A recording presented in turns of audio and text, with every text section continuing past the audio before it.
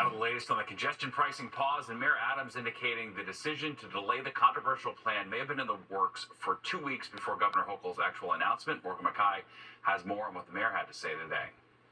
We need to support the governor. Mayor Eric Adams throwing his full support behind Governor Kathy Hochul's decision to put a pause on congestion pricing. We got to deal with congestion.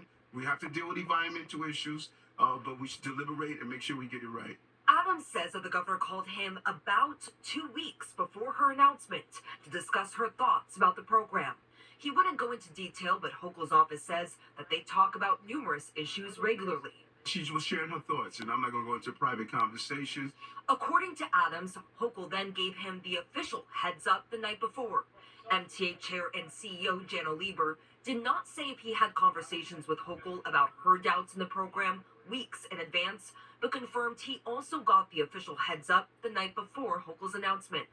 And while Hochul said that all projects were moving forward, just a few hours later on Monday, Lieber warned that future projects like the next phase of the 2nd Avenue subway line could be at risk. Our team at the MTA, along with the folks at USDOT, did amazing work to land that $3.4 billion commitment, and we're going to do our best to prevent it being put at risk, though that is a challenge. If another funding source is not identified to fill this $15 billion budget hole, then the MTA could be facing fare hikes or service cuts. The priority is throughout that we're going to fight like hell to make sure we don't have to reduce service. But when Hochul yanked the rug out from under congestion pricing at the 11th hour, she was not able to solidify an alternative funding plan.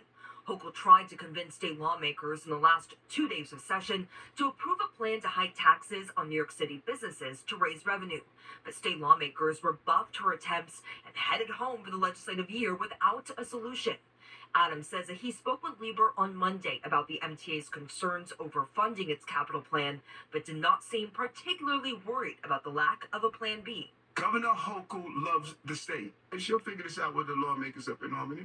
Now, Lieber added on Monday that they are going to be prioritizing repair work as they work to scale back the MTA capital plan. Reporting from the newsroom, I'm Morgan Mackay, Fox 5 News. The man accused of slashing an 11-year-old girl in the back of the head after punching a woman in the face in East Harlem, now facing multiple charges. 30-year-old Shaquan Cummings is charged with 3 counts of assault, 2 counts of criminal possession of a weapon, and 1 count of endangering the welfare of a child. Prosecutors say Cummings used a box cutter to slash the girl, leaving a 7-inch gash at the back of her head less than 5 minutes after he punched a different woman in the face.